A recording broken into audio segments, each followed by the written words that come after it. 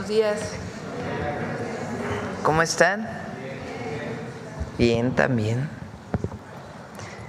Hoy vamos a platicarles siéntense por favor, de el plan de trabajo de la Comisión Presidencial para la Reforma Electoral.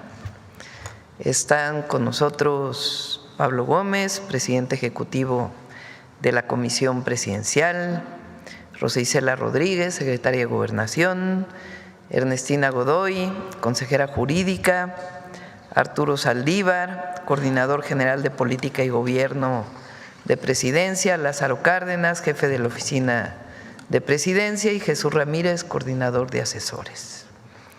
Ya iniciaron las consultas y hoy nos van a platicar cómo son estas consultas, y es una invitación abierta para que todas y todos participen.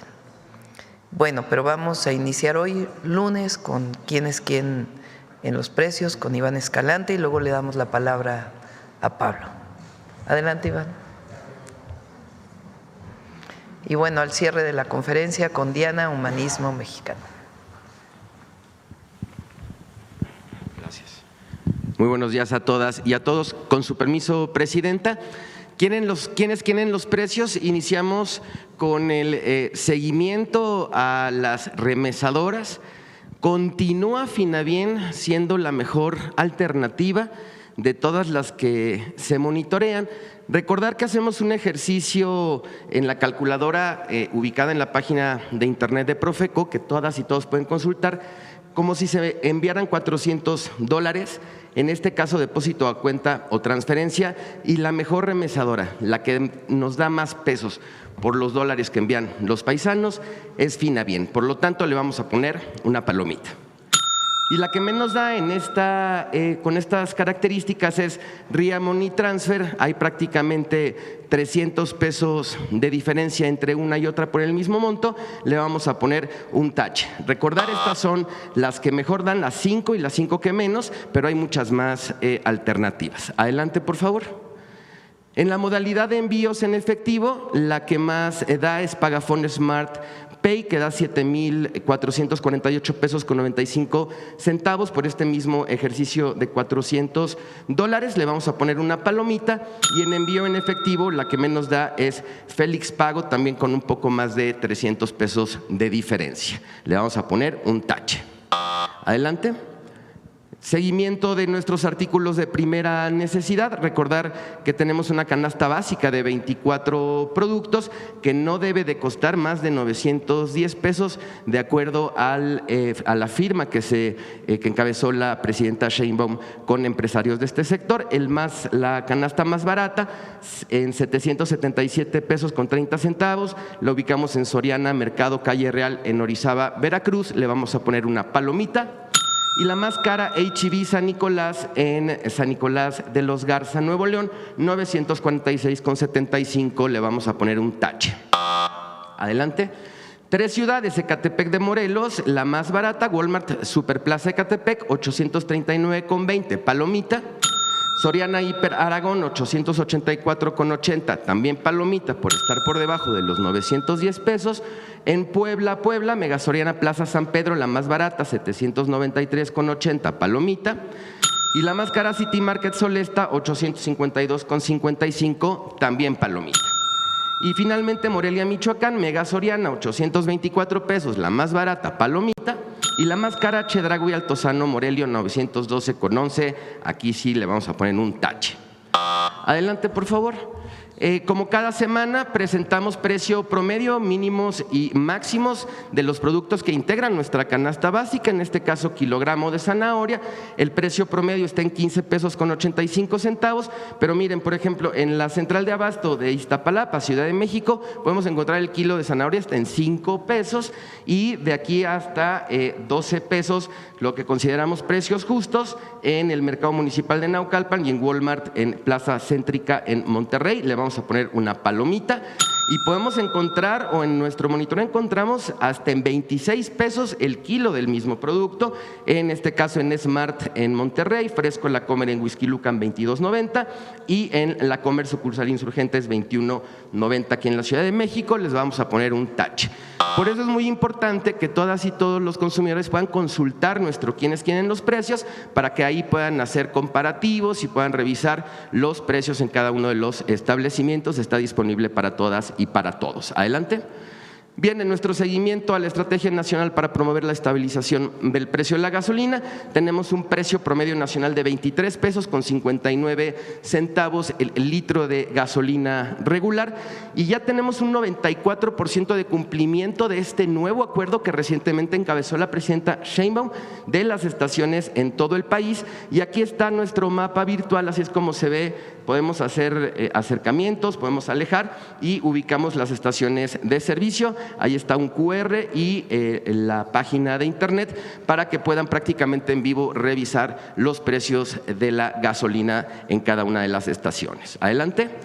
Y en nuestro monitoreo tenemos precios justos, identificamos esta Pemex en Xochitepec, Morelos, 23 pesos con 29 centavos y revisamos en cada una de las regiones que en ningún caso se exceden los 2 pesos el margen de ganancia. Les vamos a poner una palomita. Y sigue habiendo algunas que se siguen volando la barda con los precios e identificamos esta Petro 7 en Saltillo, Coahuila, 24 pesos con 99 centavos litro con un margen de ganancia de 5 pesos con 34 centavos por el litro de gasolina y aquí en cada una de las regiones. El estudio completo está disponible para todas y para todos en nuestra página de internet. Les vamos a poner un tache. Adelante. Bien, en la revista del consumidor de septiembre tenemos una brújula de compra, que es una orientación a las personas consumidoras para poder adquirir artículos similares o de similares características, pero para que vean las diferencias de los precios. En este caso tenemos esta brújula de computadoras portátiles que identificamos computadoras de similares características que pueden ir de los 8,600 a los 13,500. Pueden consultar todo el contenido en nuestra revista del consumidor para que vean las diferencias. Y en el caso de las tabletas electrónicas encontramos tabletas desde 1,879 pesos hasta 12,598. Ahí en la revista pueden consultar todas las características para ver cuáles son las que se adaptan a sus necesidades. Adelante, por favor. Bien, y finalizamos con nuestros consejos Profeco de la semana. 1, por tener el mejor tipo de cambio y una comisión baja, Finabien sigue siendo la mejor remesadora que te da más por tu dinero, utiliza sus servicios. 2, consulta el mapa virtual para ubicar las estaciones de servicio que venden en menos de 24 pesos el litro de gasolina regular. 3, recuerda que en nuestra revista del consumidor podrás encontrar información que te ayuda a tomar mejores decisiones de consumo. Nuestras redes sociales, la página de internet, el número del consumidor y eso es todo. Muchas gracias, presidenta. Muy buenos días. Gracias, Iván. Pablo.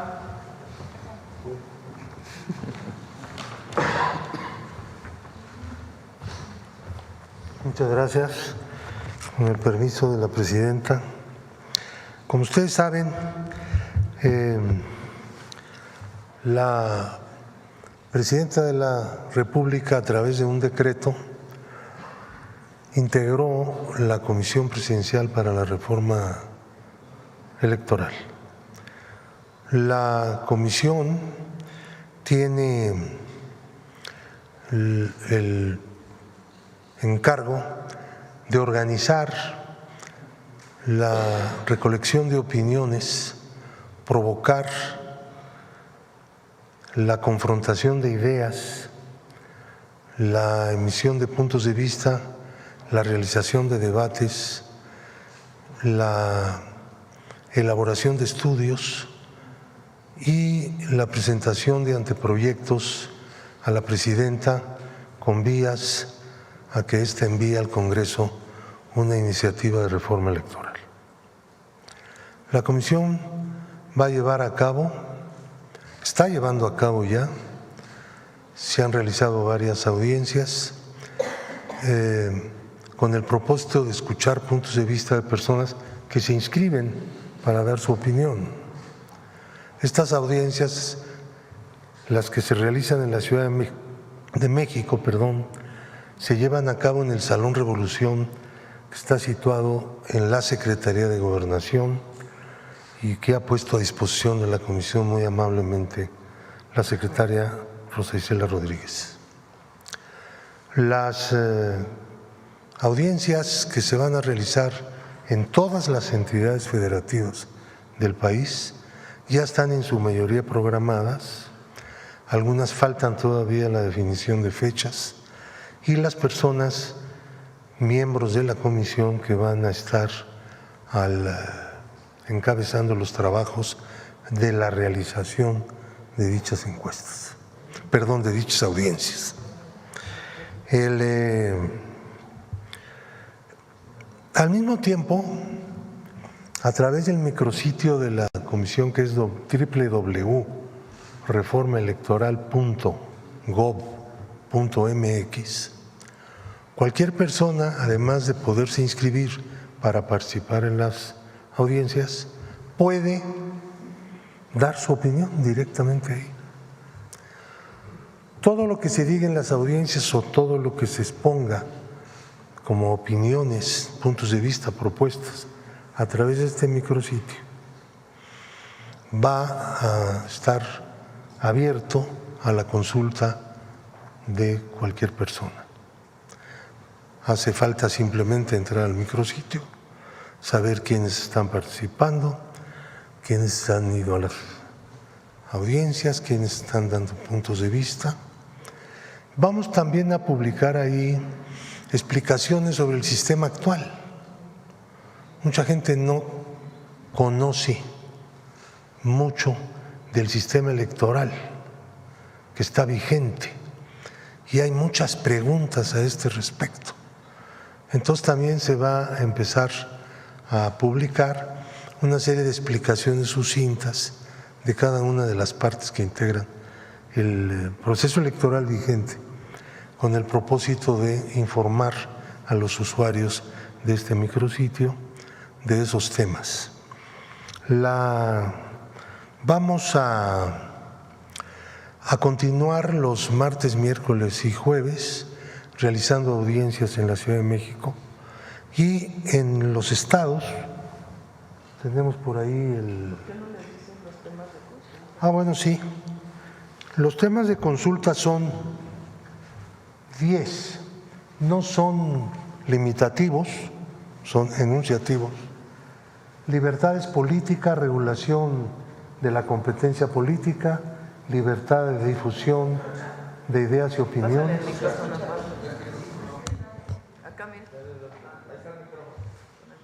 Pásale. Tú te mueves más rápido que yo. Entonces, sí. 2, representación del pueblo. 3, sistema de partidos. 4, financiamiento y fiscalización de gastos de partidos y campañas. 5, efectividad del sufragio y sistema de votación. 6, modelo de comunicación y propaganda política. 7, autoridades electorales administrativas. 8, justicia electoral. 9, requisitos de elegibilidad e inmunidad de personas funcionarias elegidas por el pueblo. Y 10, democracia participativa, consultas populares y revocaciones de mandatos. Ya que estamos aquí en esta parte de esta página, por favor suban para poder mencionar por sus nombres a los integrantes: Pablo Gómez, Rosa Isela Rodríguez, que es la secretaria de Gobernación; Ernestina Godoy, que es la consejera jurídica del Ejecutivo; Lázaro Cárdenas, jefe de la oficina de la Presidencia; Jesús Ramírez Cuevas, coordinador de asesores de la Presidencia; Arturo Saldívar Lelo de la REA, coordinador general de Política y Gobierno de la Oficina de la Presidencia de la República; José Antonio Peña Merino, titular de la Agencia de Transformación Digital y Telecomunicaciones. Estas 6 personas van a estar llevando a cabo tanto las audiencias, van a organizar los debates. A este respecto no he mencionado que se van a realizar debates entre personas que sostienen puntos de vista contrarios. Entonces se van a convocar, naturalmente es completamente voluntaria la participación, a dar sus puntos de vista y a debatir entre ellos en foros abiertos que se van a llevar a cabo en el Salón Revolución de la Secretaría de Gobernación en el auditorio. Entonces, más o menos las actividades de la comisión serán, pues en agosto ya se realizó la publicación del decreto, ¿no? El 11 de agosto se instaló formalmente la comisión, ese mismo día se empezaron los preparativos. En septiembre a diciembre se llevan a cabo las audiencias públicas y los debates. Ya para las audiencias públicas, tanto de la Ciudad de México como las de los estados, hay ya calendarios. Las encuestas de opinión se van a llevar a cabo en octubre. La comisión ya aprobó el plan de encuestas y lo que hay que hacer ahora en adelante es simplemente empezar a preparar estas encuestas y finalmente se entregarán conclusiones a la presidenta de la República para que ella elabore la iniciativa y en su caso la envíe al Congreso en finales del mes de enero, porque el Congreso entra en sesiones el 1 de febrero y entonces pues ya tiene que estar lista la iniciativa a discusión de los ciudadanos y ciudadanas legisladoras. En relación con las audiencias en los estados,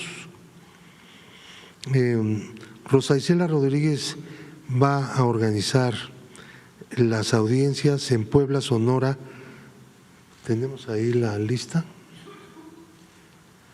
Esa. Chiapas, Nuevo León, que va a ser en la ciudad de Monterrey, Baja California Norte, Zacatecas. Ya tienen ahí fechas. Hay algunas fechas pendientes todavía, pero en estos días se van a definir exactamente cuántos se van a llevar a cabo. Arturo Saldívar tocará Quintana Roo, Estado de México, Yucatán, Oaxaca, Baja California Sur. José Antonio Peña Merino, Querétaro, Hidalgo, Guanajuato, Durango, Aguascalientes. Ernestina Godoy se hará cargo de Morelos, Campeche, que serán 2 sedes, tanto la ciudad capital del estado como Ciudad del Carmen, Tabasco, Tlaxcala y Veracruz. Lázaro Cárdenas se va a encargar de Michoacán, pues sí, Guerrero, Colima, Jalisco, Chihuahua.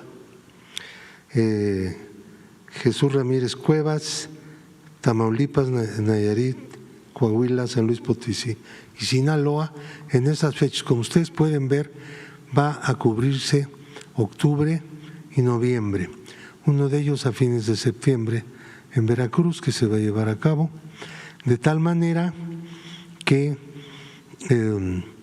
la gente pueda participar en estas consultas en las entidades federativas, no solamente en la Ciudad de México. Tenemos en el micrositio www.reformaelectoral.gov.mx toda un acceso a las actividades de la comisión, desde inscribirse ahí mismo para participar en las encuestas, enviar puntos de vista, ver los calendarios, consultar cuándo se van a llevar a cabo las encuestas en las entidades federativas. Se podrá también consultar, aquí están los calendarios de las audiencias, se podrá también consultar lo que cada persona ponente en las audiencias haya dicho. Se pasará, las audiencias se están pasando a través de redes en tiempo real. Cualquier persona el martes a las 5 de la tarde, el miércoles a las 5 de la tarde y el jueves a las 12 del día puede sintonizarse en los grandes portales para poder participar en la audiencia, escuchar todo lo que se diga. Todo eso se va a publicar, absolutamente todo, y también las propuestas que se hagan a través del micrositio por escrito. Esas quedarán ahí en el micrositio, se van a organizar temáticamente para que puedan ser consultadas.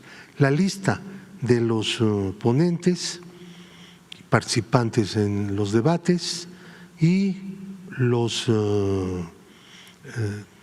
quienes aporten sus textos, todo eso será consultable.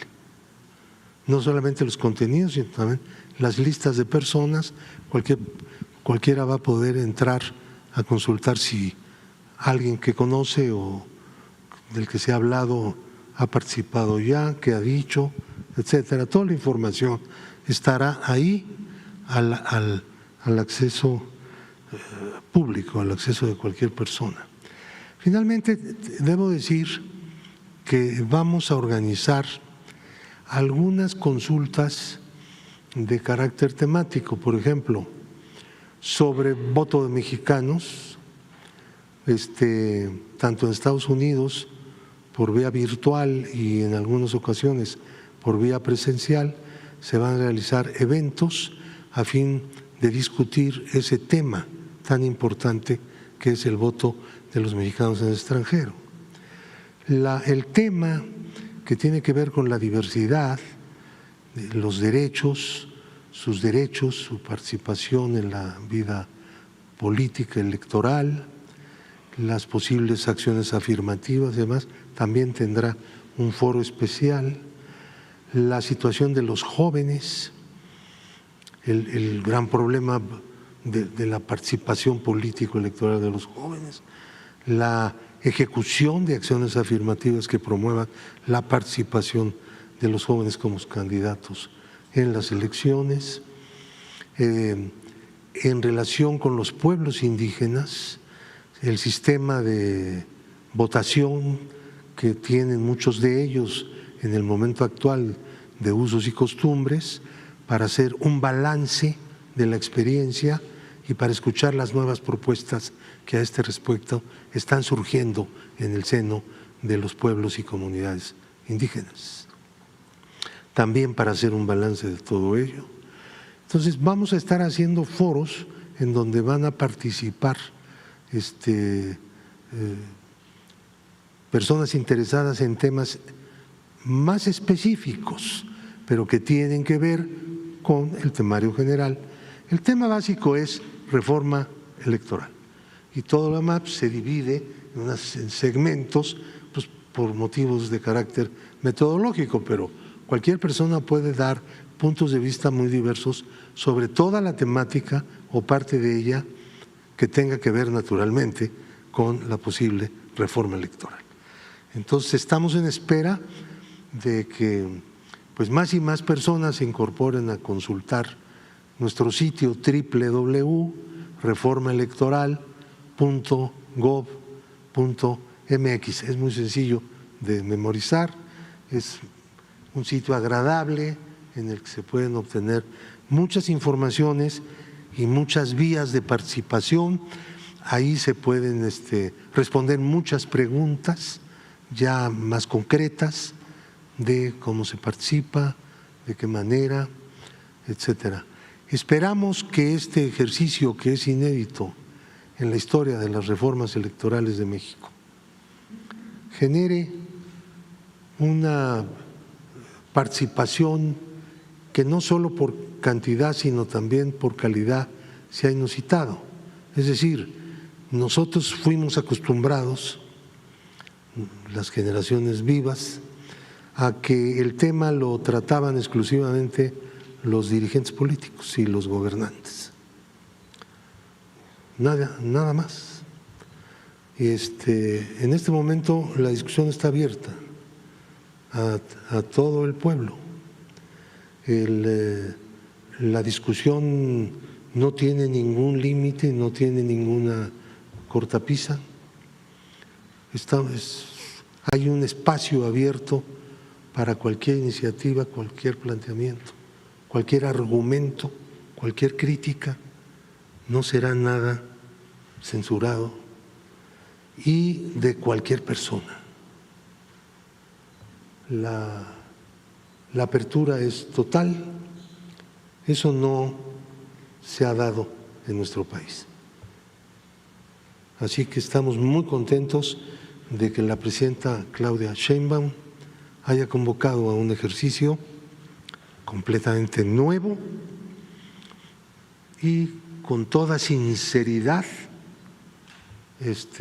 recoger todos los puntos de vista. Bueno, ya no sé qué hacer con esto.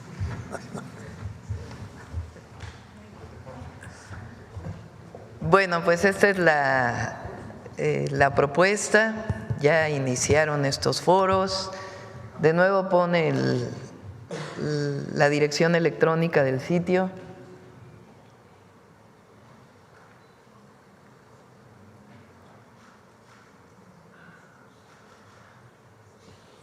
¿Cómo pueden entrar? Ahí está.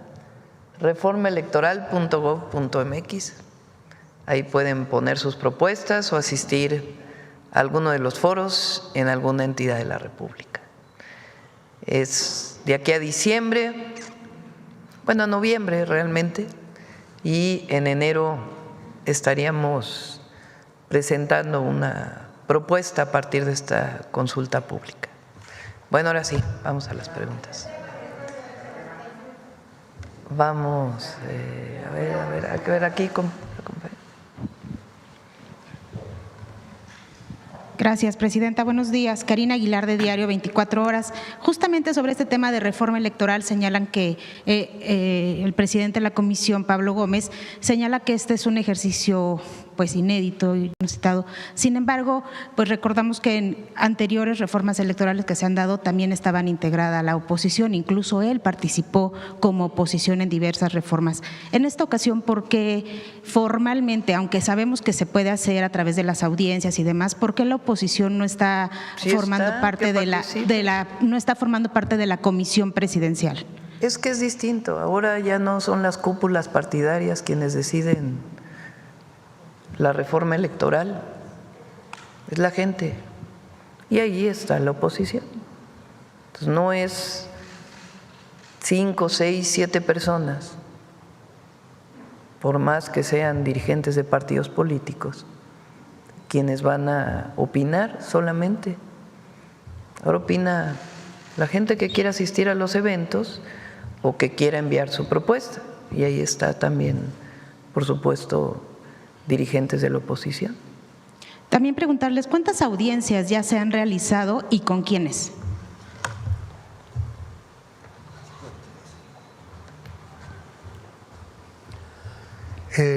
Sí, se han realizado hasta ahorita 4 en el Salón Revolución. Ha sido muy exitoso porque, bueno, todos los ponentes hablan al mismo tiempo, hay mucho interés, se difunde a través de redes, se puede estar viendo en tiempo real todo lo que se dice. Entonces, bueno, una mayor transparencia posible, ¿no? Entonces estamos en ese sentido, pues hemos hecho consultas, había yo omitido una información que es relevante, ustedes la conocen, salió en todos los medios de comunicación, una reunión con los consejeros electorales del Instituto Nacional Electoral, en la que llegamos a acuerdos completos en el sentido de establecer una vía de colaboración. La comisión está muy interesada en que los consejeros nos puedan dar puntos de vista. Ellos consideran que pueden aportar con puntos de vista técnicos, el conocimiento no solamente de ellos, sino de todo el servicio profesional electoral. Es para nosotros muy interesante, ¿no?, conocer los puntos de vista que surgen de la experiencia de organización de elecciones. También nos hemos reunido con magistrados, los magistrados del Tribunal y magistradas del Tribunal Electoral del Poder Judicial de la Federación, en una conversación muy amigable en la que la comisión les reiteró que tenía muchísimo interés en analizar el punto de vista de quien dice el derecho en materia electoral, que son los magistrados, tanto los magistrados federales como los locales, tanto los magistrados de la sala superior como de las salas regionales. Y ya incluso han participado en las audiencias un par de ellos, de magistrados regionales, y seguramente van a continuar participando. Yo quisiera insistir en algo que ha dicho la Presidenta varias veces. Esto es una cosa verdaderamente abierta, no es simplemente darle vueltas a la noria como se hacía antes para que finalmente 10 personas decidan cuál es el futuro de un sistema electoral. No, no será así. Y el debate va a estar con toda seguridad muy interesante. Es muy importante el debate, la confrontación de puntos de vista que tendrá sus etapas, ¿no? Digamos, el primer momento es en el que estamos, que culmina con las conclusiones y la elaboración de una iniciativa presidencial. Después viene el debate parlamentario. Se abre. El Congreso tiene que debatir a fondo, tiene que examinar, tiene que hacer lo que considere de acuerdo con sus formas de organización y de funcionamiento. Y finalmente, si hay reforma constitucional, vendrán los congresos de los estados, cuyo voto es indispensable para convertir un proyecto en nuevo texto constitucional. Y después vendrá pues toda la parte de leyes reglamentarias que tendrán que elaborarse también a través de iniciativas presentadas al Congreso y en el Congreso mismo. Y después de eso vendrá también todos los paquetes de elementos normativos que dictan las autoridades electorales administrativas del país. Entonces esto va a estar muy interesante y va a generar seguramente muchísimo interés. Gracias. Presidenta, también preguntarle en torno a las reformas, cuanto a la aduanal, ¿tiene pensado mantener a las Fuerzas Armadas como administradoras de las aduanas? Sí, ya lo había dicho. Bueno, el administrador es Rafael Marín, es un civil. Él es el titular de la de la Agencia Nacional de Aduanas, la ANAM. Hay varios civiles que están en puestos directivos y de responsables de cada una de las aduanas. En el caso de tierra son de retirados o en servicio de la Secretaría de la Defensa Nacional, y en el caso de puertos de la Secretaría de Marina. También preguntarle, en Diario 24 Horas publicamos el día de hoy que el nuevo Poder Judicial heredó una solicitud de presupuesto para alimentos y utensilios de 565 millones de pesos para el comedor de los empleados. En aras de la austeridad, Presidente, este sería otro de los rubros que tendrían que eliminarse del próximo presupuesto, así como el de los salarios que no se van a dar. Bueno, ellos tienen la atribución de definir para qué son sus recursos. El Congreso, lo que nosotros estamos solicitando y entendemos que está de acuerdo el nuevo Poder Judicial, es que haya una reducción del presupuesto al Poder Judicial de cerca de 15,000 millones de pesos, que fue lo que se aumentó la anterior presidenta. O sea, del 2024 al 2025, la propuesta de presupuesto que se envió viene de la Corte anterior. esa corte pidió un aumento de presupuesto de 15,000 millones de pesos. Entonces nosotros lo que decimos es, si va a haber salarios más bajos, si va a haber austeridad republicana, como lo ha anunciado no solamente su presidente, sino el nuevo órgano administrativo, pues entonces no tiene sentido aumentar en tanto, ¿verdad? Entonces es una reducción de alrededor de 15,000 millones de pesos que tienen que ir dirigidos de acuerdo con lo que determina el Congreso, pero nuestra propuesta es que vayan a salud, educación y sobre todo inversión pública. También ayer, Presidenta, el presidente de Colombia le envió un mensaje a través de redes sociales sobre 2 personas presuntamente desaparecidas en México. ¿Usted, su gobierno, a través de la Cancillería, ha tenido ya contacto directo con el presidente y si sabe si estas personas efectivamente desaparecieron y en dónde? De inmediato la Fiscalía General de la República tomó conocimiento. Hay una denuncia en la Fiscalía General de Justicia de la Ciudad de México, no en Sonora, como decía el presidente de Colombia. La Cancillería está en contacto, no he entrado yo en contacto con el presidente Petro, pero sí la Cancillería mexicana con la Cancillería colombiana, y se están haciendo las investigaciones ya por la Fiscalía General de la República, la Secretaría de Seguridad y Protección Ciudadana y la Fiscalía General de Justicia de la Ciudad de México para saber quiénes son estas personas, la denuncia de desaparición y pues la investigación sobre el caso.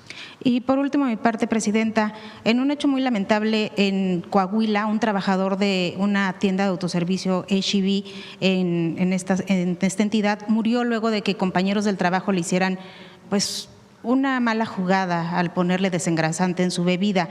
Al parecer la empresa no ha querido colaborar con las autoridades y también quisiera saber si ustedes saben si van a colaborar, si el Gabinete de Seguridad le ha informado, si ya hay denuncias al respecto y qué está pasando con los empleados que le hicieron esta mala jugada a la persona. Sí, está en manos de la Fiscalía Estatal, la Fiscalía del Estado de Coahuila, es muy lamentable.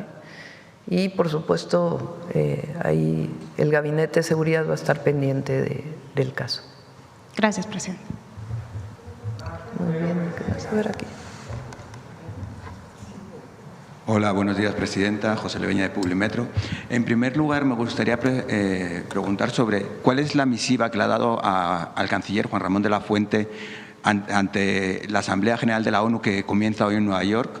¿Cuál es el encargo que le ha dado en el discurso general, sobre todo en este contexto de guerra comercial, el reconocimiento de varios países del Estado palestino y de las tensiones con Venezuela? El canciller lleva un mensaje de paz y dentro de lo que es la política exterior de nuestro país. Por cierto, es importante aclarar que la primera vez que reconocemos a un embajador, en este caso embajadora, de Palestina, con todos sus derechos como embajador, es en nuestro gobierno. La primera vez que un presidente, una presidenta, en este caso la presidenta, entrega o recibe las cartas credenciales del Estado palestino y se reconoce como embajadora, a quien está hoy fungiendo como embajadora de Palestina, es con nuestro gobierno. Antes se reconocían representantes diplomáticos, pero no había habido embajadores. La primera vez que hay una embajadora palestina como tal reconocida es con nuestro gobierno. Eso es muy importante que se conozca. Lo segundo es que nosotros hemos acompañado desde el presidente López Obrador y ahora todas las denuncias que se presentaron junto con el gobierno de Chile por la situación que está viviendo Gaza y todo el posicionamiento de acuerdo con la comunidad internacional de que pare este genocidio en Gaza. Esa es nuestra posición. Y por supuesto el reconocimiento de los dos estados, el Estado de Israel y el Estado palestino, y que no puede haber una agresión a la población civil como la que está habiendo en este momento. Esa es la posición que lleva el canciller y la posición que tenemos nosotros. Y es importante que se conozca. Ahora que he estado recorriendo el país, ha habido pequeños grupos que han estado defendiendo a Palestina, y es importante que se conozca la posición que hemos tomado desde el principio, y buscando siempre como Estado mexicano, como nación, dentro de nuestra política exterior, la paz, la no intervención y la autodeterminación de los pueblos. Así lo establece nuestra Constitución y ese es nuestro posicionamiento. Durante las últimas semanas se ha hablado mucho del presupuesto del próximo año y se habla del tema del impuesto al refresco. Nos hemos dado la tarea en Publimetro a buscar otros países donde se ha tratado de limitar el acceso a productos que tienen más de 2 sellos, estos sellos de exceso de sodio, calorías, exceso de azúcares. Países como Chile controlan que las personas que tienen vales de despensa del gobierno no puedan acceder a este tipo de productos con más de 2 sellos.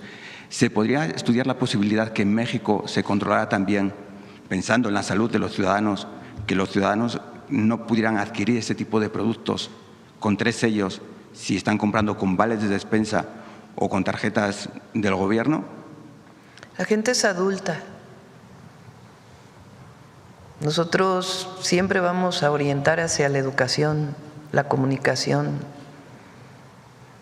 Es muy difícil que a través de una tarjeta del Banco de Bienestar uno diga no puedes comprar esto o no puedes comprar aquello. De hecho, la mayoría saca su dinero del Banco de Bienestar a partir de la tarjeta. Entonces nosotros consideramos que lo que tiene que haber es conciencia. En el caso de las niñas y los niños, por eso sí hicimos una prohibición en las escuelas, porque desde pequeños pues tiene que haber una orientación muy clara. Pero nuestra visión esencialmente es a orientar con campañas informativas de aquellos alimentos que generan daños a la salud en el corto y en el largo plazo. En los vales de despensa de cualquier nivel de gobierno hay prohibiciones para comprar alcohol y tabaco. ¿Se podría implementar algo similar? No, la gente tiene derecho a utilizar sus recursos y nosotros tenemos la obligación, principalmente para la población adulta, de orientar. En el caso de este aumento en el IEPS, pues tiene que ver con también una orientación, pero es muy distinto a la prohibición.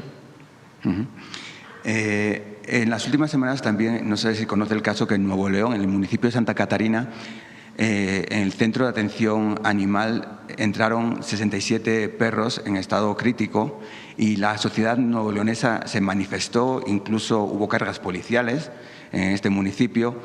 ¿Qué políticas podría llevar su gobierno para orientar que estos centros de atención animal, en el que en ese específico en los 2 últimos años han sacrificado más de 1.200 perros y gatos, para fomentar que la ciudadanía sea consciente, ¿no?, del cuidado de los animales? Falta la ley que se está construyendo de manera colectiva también.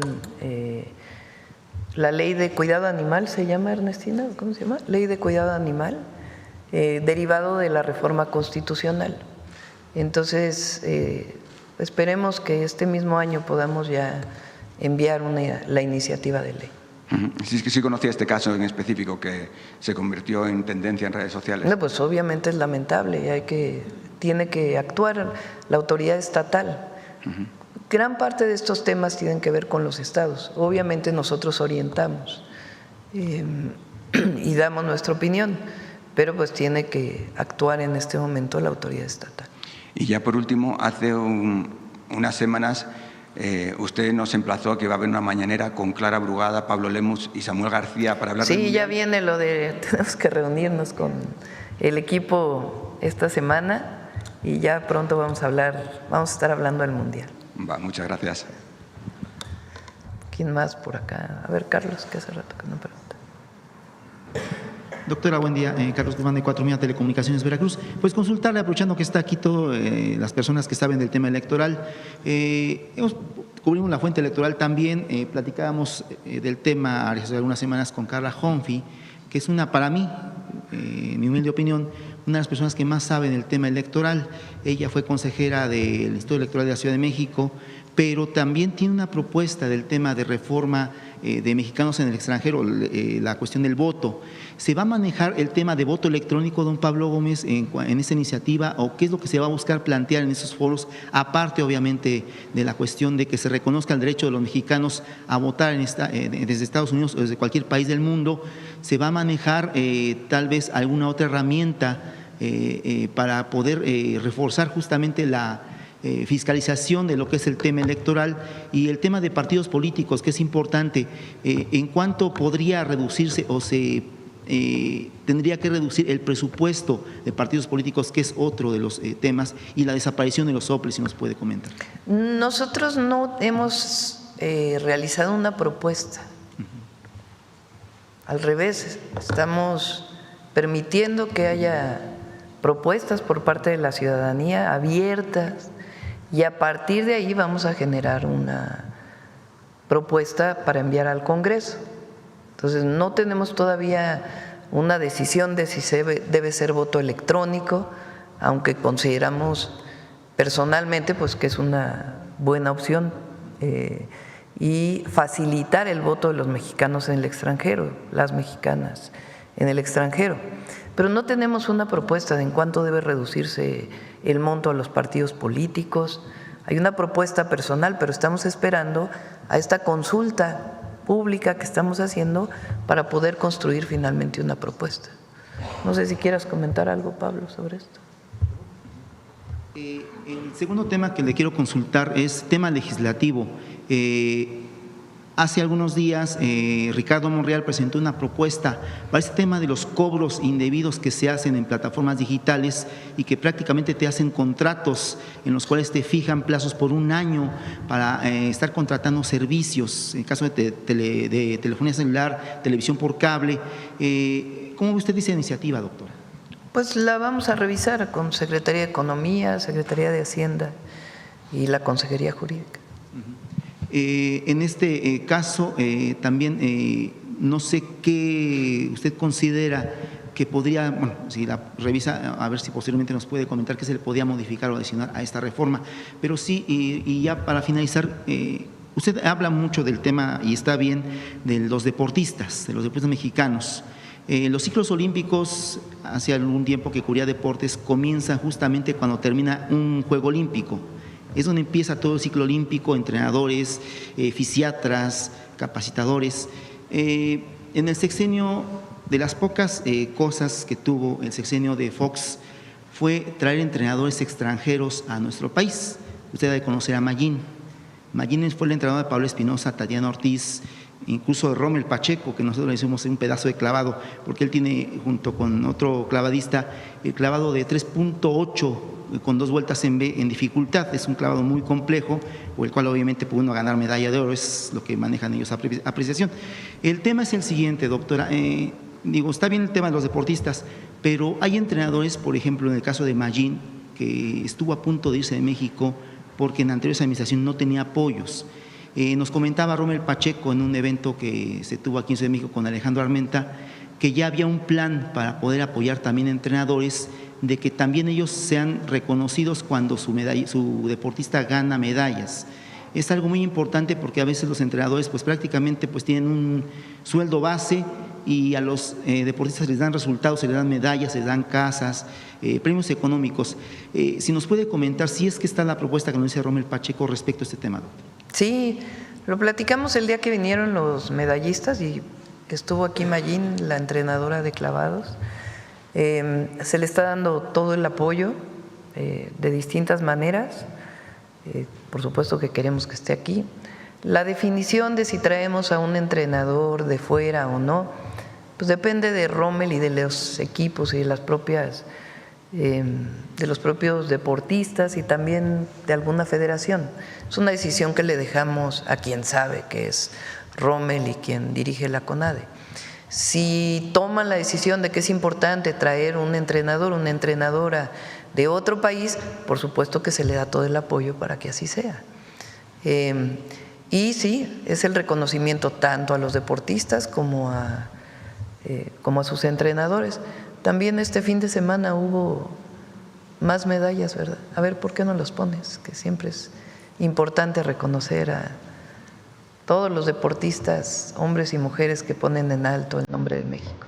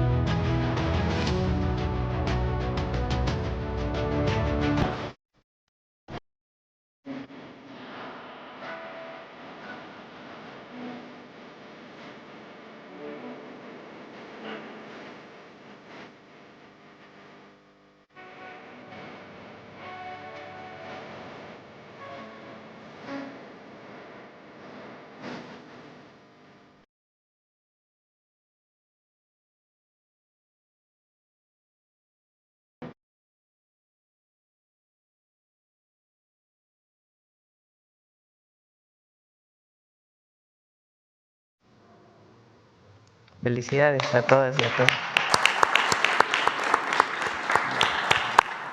Y ya para finalizar, doctora, hablaba sobre el tema de la ONU y de este reconocimiento al Estado palestino, pero hace algunos meses que estaba todavía en funciones el anterior presidente de lo que es el Senado de la República, pues hacía la propuesta de que el Estado mexicano pudiera traer a México básicamente a niños que están sufriendo. Se habló con la embajadora y se le hizo conocimiento de esto y en caso de ser necesario saben que está la propuesta. ¿Sí se contempla entonces? Sí. Sí. Gracias, doctora. Buenos días. Bueno, vamos por… ¿Quién más queda? A ver, la compañera que no ha preguntado. Gracias, presidenta. Buenos días, Hatsiri Magallanes de MBC Noticias. Hay algunas organizaciones civiles que siguen manifestando que faltan los medicamentos en el país. ¿Cómo va la distribución de medicamentos a este día? Y también se cuestionan si sigue operando la megafarmacia que se creó precisamente en el sexenio anterior. Mañana viene Salud, van a informar la distribución de medicamentos. En estos días toca, o no sé si ya se hizo, hoy empieza la segunda distribución a los centros de salud y el tema de los medicamentos para cáncer también se hizo un esquema de distribución especial, ya no tiene que pasar por los almacenes estatales, sino que va directo de la megafarmacia a los 52 o 56, no recuerdo, 56 centros médicos en donde se atiende cáncer por parte del IMSS Bienestar. En el caso del IMSS y el ISSSTE también están en la distribución de medicamentos. Hay medicamentos muy especializados de cáncer que se requieren muy poquitos por el tipo de cáncer que tiene alguna persona y en esos casos se está haciendo también una revisión especial. Y en el caso de los hospitales también ya hubo una primera distribución, terminamos la segunda de centros de salud y vamos a la segunda distribución a los hospitales. Hay algunos casos de medicamentos que ya fueron adquiridos y que la empresa no los ha entregado, es decir, están incumpliendo los contratos. En esos casos la Secretaría Anticorrupción y de Buen Gobierno está tomando medidas y está facilitando para que se puedan adquirir con los mismos precios a otros proveedores. Entonces, va avanzando muy bien la distribución de medicamentos. Quiero recordarles que algo de lo que se hizo en el IMSS Bienestar es que antes el envío de medicamentos venía a solicitud de los médicos. ¿Qué medicamentos se requerían a partir de la solicitud de cada uno de los centros de salud? Eso generaba muchas complicaciones burocráticas, de aquí a que se hacía la solicitud, el pedimento. Entonces, el doctor Kersenovich, un doctor secretario de Salud, médico muy reconocido nacional e internacionalmente, junto con comités de médicos y el director del IMSS Bienestar, lo mismo se está haciendo en el IMSS y en el ISSSTE, tomaron la decisión de que hubiera un grupo de medicamentos que fuera de primer nivel. En vez de que sea solamente a solicitud, son le llamamos kit de medicamentos o un grupo de medicamentos que son los que necesariamente tienen que estar en el primer nivel. Y entonces, más allá del pedimento de los médicos, ese número de medicamentos, de claves de medicamentos y el número de medicamentos se están enviando cada mes completos. Si sobra el medicamento es mejor a que haya la ausencia del medicamento. Eso es lo que cambió por completo el abasto de medicamentos en el primer nivel. Lo mismo se hace en el segundo nivel y la revisión en el IMSS y en el ISSSTE. Gracias, presidenta. Y la megafarmacia está funcionando. Gracias. Por otro lado, preguntarle sobre estos casos que se están registrando de gusano barrenador en el país, si ustedes prevén que se endurezcan las medidas por parte del gobierno estadounidense ante este problema. Estuvo un equipo de la secretaria Rawlings, de la secretaria de Agricultura de Estados Unidos, durante varias semanas en México, terminaron hace unos días e hicieron una revisión de las condiciones de seguimiento que estamos haciendo en México. Están por dar su determinación. Encontraron, hasta donde me informa el secretario Verdegué, pues que se está haciendo todo lo que esté en nuestras manos para evitar mayor contaminación del gusano barrenador y están por emitir próximamente su dictamen. Lo importante aquí es que hubo un acuerdo con el gobierno de los Estados Unidos que no fuera discrecional la decisión de abrir o cerrar la frontera, sino que fuera con base en una serie de indicadores técnicos. Y eso lo aceptaron y es lo que está por definirse en unos días. Gracias, presidenta. Finalmente, este fin de semana, el hermano del expresidente Andrés Manuel López Obrador, Ramiro López Obrador, hizo una declaración en una de las giras que usted ha estado realizando en los estados en torno a que sería deseable que Adán Augusto López declarara en torno a este caso de Hernán Bermúdez. ¿Usted coincide con esta declaración? Lo he dicho aquí varias veces. No, eso lo define la Fiscalía, no lo definimos nosotros a partir de las investigaciones. Es una definición de la Fiscalía a partir pues de la investigación que se haga. Y ya el propio senador Adán Augusto dijo, si me llaman voy a declarar, no tengo ningún problema. Entonces es una decisión de la Fiscalía.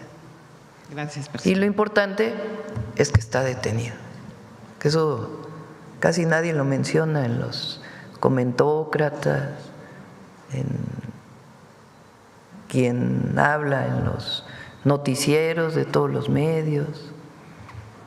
Están detenidos esta persona y todas las personas que presuntamente, porque tiene que haber un juicio, pues están involucradas con episodios de violencia en Tabasco. Gracias, presidente. Gracias, presidenta. Buenos días. Rodrigo Muñoz, de NX Noticias. Preguntarle, para comenzar, el Fondo Monetario Internacional eleva de 0.2 a 1.0% el pronóstico de crecimiento para México e incluso, bueno, dice que podría verse una aceleración pronunciada para el 2026. ¿Su opinión al respecto, presidenta? Ahora sí, se los dije. Somos optimistas. Siempre hay que ser optimista, siempre. Es más cuando uno está gobernando, tiene que ser optimista. Imagínense si uno fuera pesimista, negativo, no, somos optimistas. Pero además estamos trabajando para ello. No es como antes, que todo se dejaba a las fuerzas del mercado. No, nosotros estamos trabajando en el Plan México. Nos reunimos todas las semanas haciendo la revisión de qué falta, cómo falta, cuáles son los indicadores con la Secretaría de Hacienda y trabajamos todos los días. Y con todo y las dificultades que pudiéramos haber previsto por los aranceles a nuestro país y la integración económica que tenemos con Estados Unidos, estamos saliendo adelante. Y eso es principalmente por el pueblo de México, que es trabajador. Y estamos trabajando todos los días para avanzar en la inversión pública, la inversión privada, la disminución de importaciones. Entonces hay plan y vamos a seguir trabajando todos los días. Presidenta, ya está casi concluido. Y el modelo que cambió, perdón, porque es ahora lo que digo en los eventos, en los informes, que por cierto nos ha ido muy bien. A ver si ponen la foto del de Chiapas, 40,000 personas.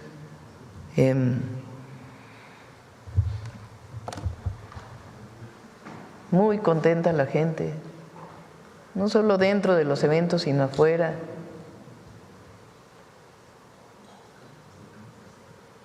Es inédito dar los informes en los estados y la verdad es que la gente está contenta de que estemos haciendo esta rendición de cuentas.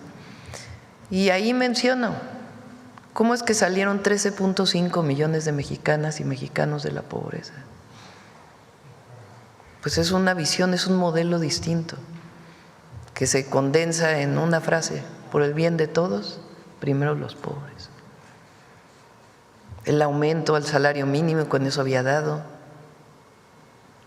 135%, es que 36 años de no aumentar el salario mínimo en términos reales, esta mentira que se dedicaron a decir durante 36 años, de que si aumentaba el salario mínimo iba a haber inflación, de que si aumentaba el salario mínimo se iba a devaluar la moneda, de que si aumentaba el salario mínimo no iba a haber inversión.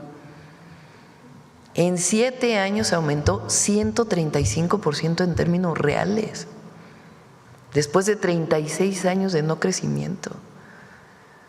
Pero además no hay inflación o está controlada la inflación, récord en inversión extranjera directa, y el peso es una de las monedas más estables del planeta.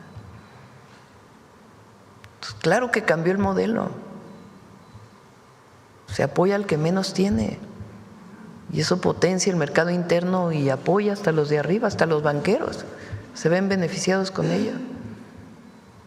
Y la otra, los programas de bienestar, que no se nos olvide que durante la campaña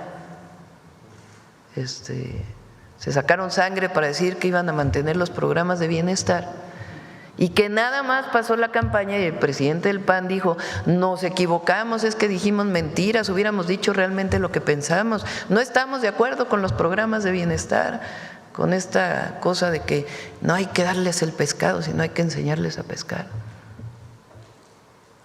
Entonces, eso es lo que ha cambiado en México, eso es lo que nos sostiene y por eso va a continuar la transformación y por eso esta gira se llama La Transformación Avanza, porque eso es lo que está ocurriendo en México y por eso hay tanta fuerza y tanto apoyo popular a nuestro gobierno, por más que calumnien, por más que digan, eso hay fuerza en el movimiento que representamos, porque no nos estamos desviando de nuestros principios.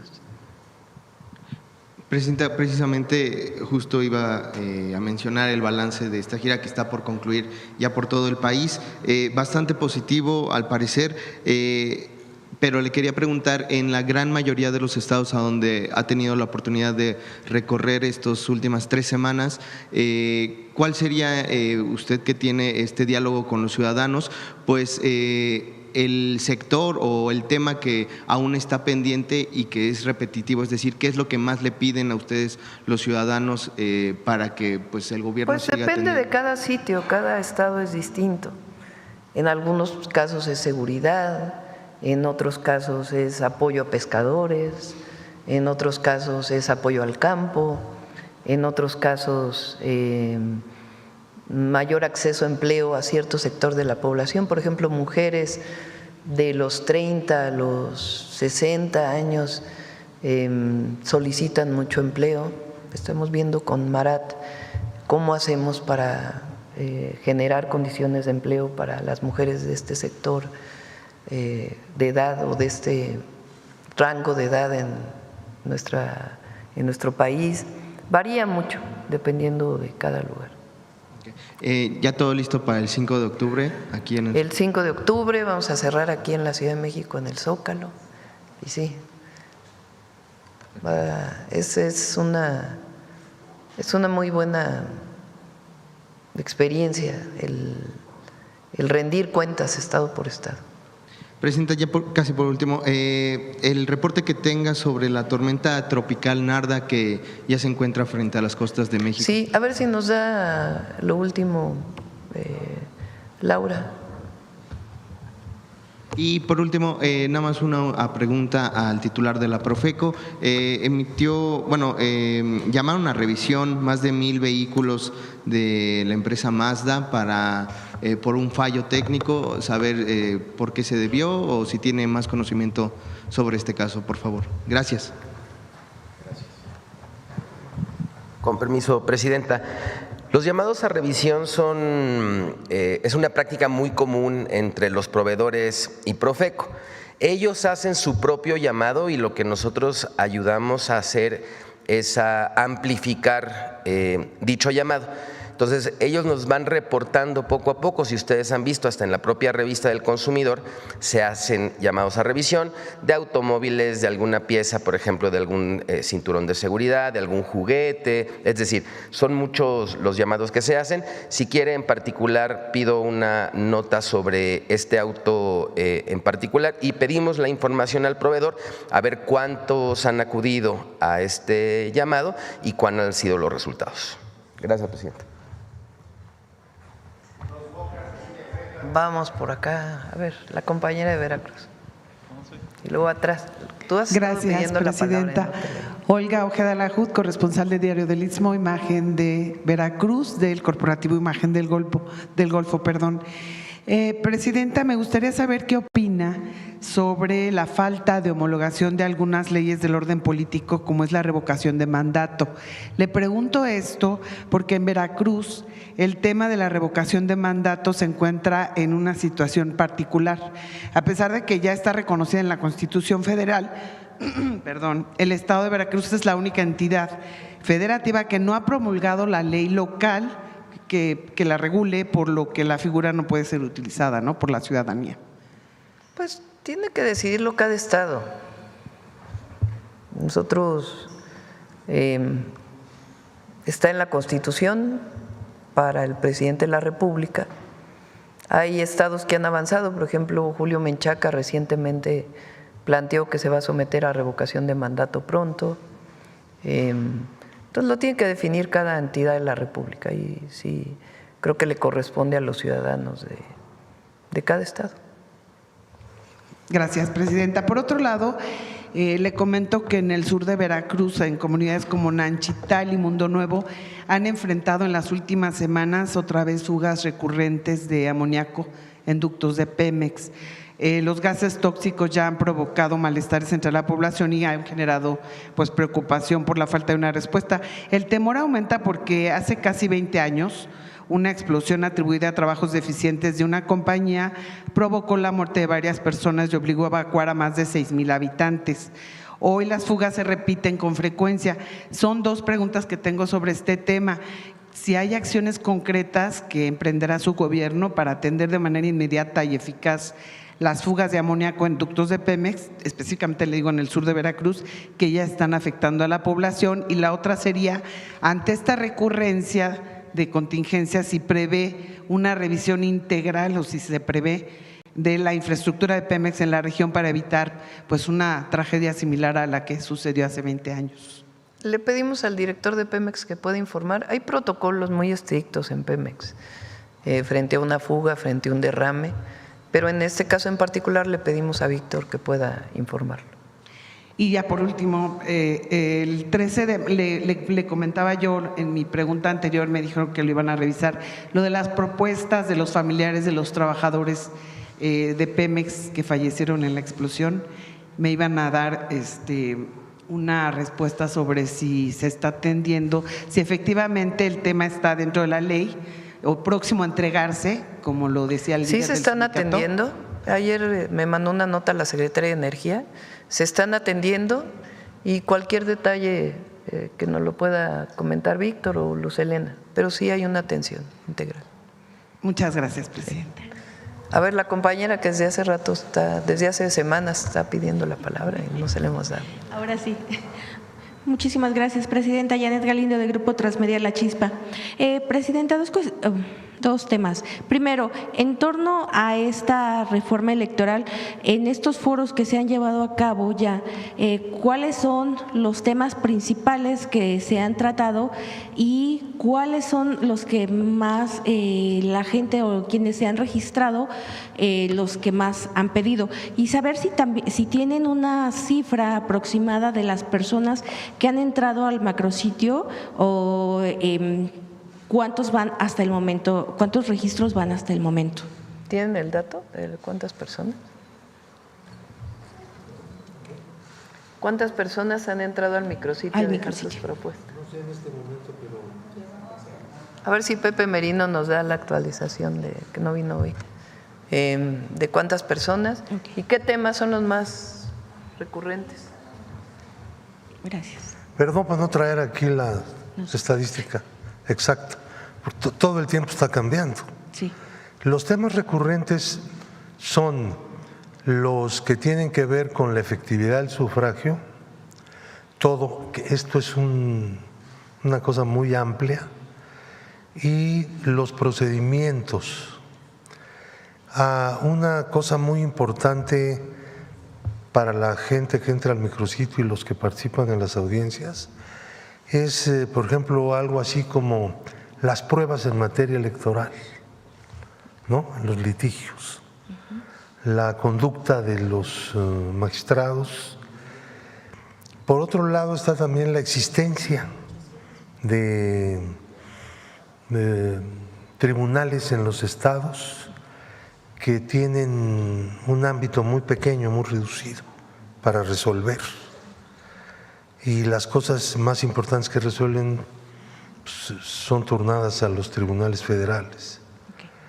Este es un tema bastante recurrido también, la existencia de los organismos administrativos electorales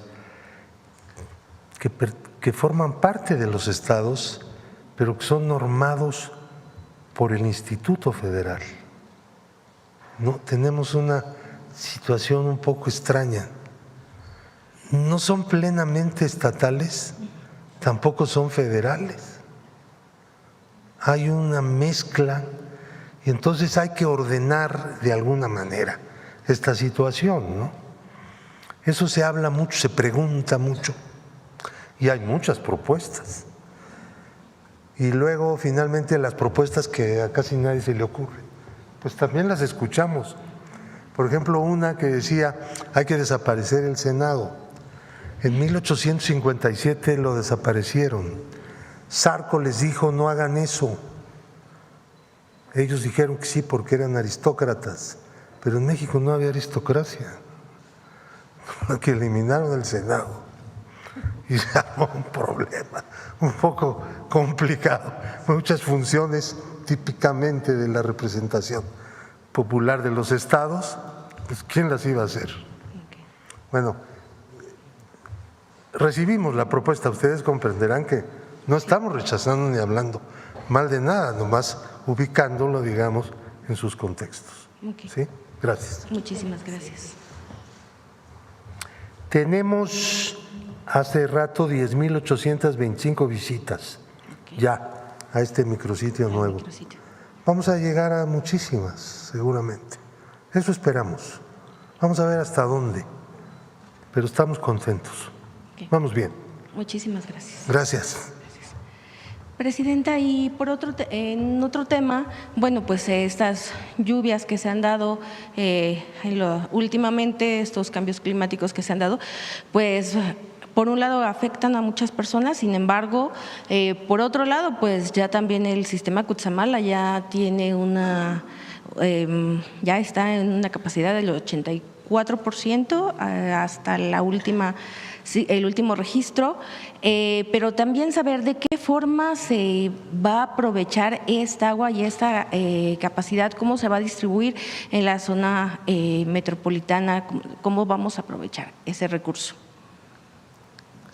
Sí, en el país, los dos estados que todavía, bueno, son la península de Baja California Sur y Baja California, Sonora y Sinaloa, son los estados que todavía tienen las presas a niveles bajos, todavía son los estados donde no han llegado las lluvias, y hay otros estados donde al revés hay más lluvias del promedio histórico. El Cutzamala, afortunadamente, ya las presas están al 84%. Fueron 4 años de tener que reducir la cantidad de agua que venía del Cutzamala a la zona metropolitana del Valle de México porque las presas estaban muy bajas, y ya va a recuperar la cantidad de agua que llega.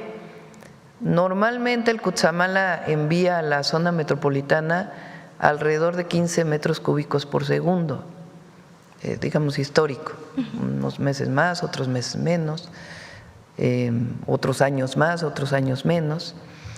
Llegó el año pasado a enviar 6 metros cúbicos, o sea, menos de la mitad. Ahí, desde que nosotros estuvimos y después Martí, se hizo un trabajo muy importante para garantizar la distribución, la operación del propio sistema, tanto en la Ciudad de México y en el caso del Estado de México, en el Estado de México. Al llegar más agua del Cutzamala, pues evidentemente todas las acciones operativas que se hicieron antes, también de disminución de fugas, de control de presiones, pues ahora con más agua pues va a haber menos escasez en la zona metropolitana, y hay protocolos que definen cómo se utiliza. Entonces es una buena noticia y también para el sur del Estado de México. Valle de Bravo también tiene hoy mucha más agua de la que tuvo pues durante los años anteriores. El tema pues hoy es Sinaloa y Sonora, que son muy importantes porque es la producción de grano, tanto el sur de Sonora como todo Sinaloa. Muchísimas gracias, presidente. Y finalmente, pues el buque escuela Cuauhtémoc, pues ya está de nuevo, llegó de nuevo a Nueva York. Saber cuál fue el proceso que tuvo con este percance que se tuvo, cuál fue el balance, y pues ya está este buque. El dictamen todavía no se tiene formal por parte de las autoridades de Estados Unidos. Entiendo que ya muy pronto van a darlo, pero ya está arreglado este buque Cuauhtémoc tan importante, y zarpa nuevamente. Es un buque escuela, recuerden. Hoy me lo informó el almirante, y no sé si el día de hoy o mañana es que ya va a zarpar, y va a tener pues ahí la compañía también de altos mandos para que puedan estar junto con los cadetes. Muchísimas gracias, presidente. ¿Quién más? A ver acá, compañero, todavía hay tiempito. Muchas gracias, presidenta. Julio Mar Gómez, de Medios del Pacífico de Baja California Sur, BCS. Presidenta, preguntarle qué mensaje podría interpretarse para la política contemporánea el caso del expresidente Bolsonaro, pues con una sentencia de 27 años, y pues qué podría decirnos al respecto. Bueno, ahí sí es decisión de Brasil, no, en ese caso no, como bien dice nuestra Constitución, no tenemos por qué tomar una posición, pero pues es una decisión finalmente de la Corte de Brasil. Gracias, presidenta. En otro tema, Estamos en curso de una investigación periodística y le comentó, Presidenta, que es notorio para su gobierno el sector aeroespacial, el sector aéreo, vaya. Es de suma importancia, pues así lo vemos en el presupuesto 2026, que se incrementa el 51% de los recursos para Mexicana y el 13.4% del AIFA. Así como también pues, se prevé un incremento para la FAC a fin de que cumplan con sus objetivos y garantice la seguridad operacional, anular riesgos de ciberataques y contar con el personal más calificado, capacitado. Y lo digo por el ciberataque, así como ocurrió en Europa recientemente. Presidenta, muchos miles de millones de pesos están en juego, gasto público e inversión privada para que el sector salga a flote como se ha planeado. Será momento de voltear a ver a la FAC, ver lo que se hace o lo que no hace. Hay el general retirado Enrique Miguel Ballín y los grupos aeroportuarios que se enriquecen aparentemente por permisos, como Azur, de Fernando Chico Pardo, que reporta al erario que quiere y que tiene en su poder uno de los aeropuertos con mayores ingresos del país. Presidenta, el gobierno de Estados Unidos el lunes pasado prohibió Aeroméxico Delta, presuntamente por la falta de seguridad aérea. Además, se ha pronunciado una y otra vez por actividades ilícitas. Aquí hemos hecho una investigación, el cual podemos compartirlo, sobre este caso. Se habla que algunos políticos y funcionarios podrían estar relacionados, ya que argumentan tener una buena relación con la 4T y operan para lograrlo. Nos hacen saber que estos señalamientos hay evidencia, como visas europeas que llegan a ser falsas y que llegan a Cancún con apoyo de aviones charter o privados con matrícula americana, violando pues las reglas de cabotaje al amparo de la FAC. Pues de las bitácoras tenemos algunas evidencias de vuelo que se pueden con mucho gusto aportarlas. Presidenta, de lo que hemos estado haciendo, podemos ver qué actividades podemos ver para evitar este tipo de situaciones que usted ha hecho a favor de las aerolíneas como el Rescate de Mexicana y demás, pero ¿cómo podemos evitar este tipo de situaciones de aparente corrupción?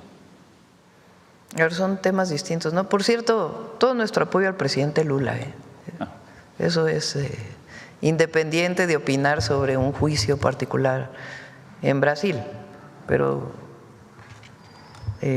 queremos mucho al presidente Lula y todo nuestro apoyo. Bueno, creo que hay varios temas que estás ahí poniendo juntos en el caso de las aerolíneas y la FAC. Se está haciendo una revisión general, particularmente de la FAC, incluso auditorías que no se habían realizado hace tiempo.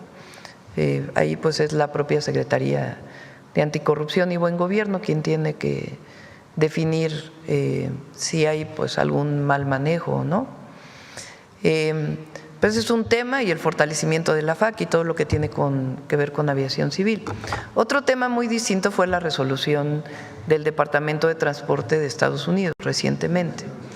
Ahí el Departamento de Transporte hizo 4 observaciones a situaciones, particularmente del Aeropuerto Internacional de la Ciudad de México. Entonces, las 4 fueron contestadas totalmente. No encontramos ninguna razón para la decisión que están tomando, que tiene que ver con no validar de nuevo esta alianza Delta Aeroméxico, porque dicen que uno de los argumentos es que se llevó la carga del Aeropuerto Internacional de la Ciudad de México al AIFA, al Felipe Ángeles. Y como lo dije el otro día, todas las aerolíneas estadounidenses y del mundo entero están muy contentos de haber sido al AIFA, están felices. Si hay algún tema relacionado con algún retraso en aduanas, recintos fiscales, etcétera, se está resolviendo.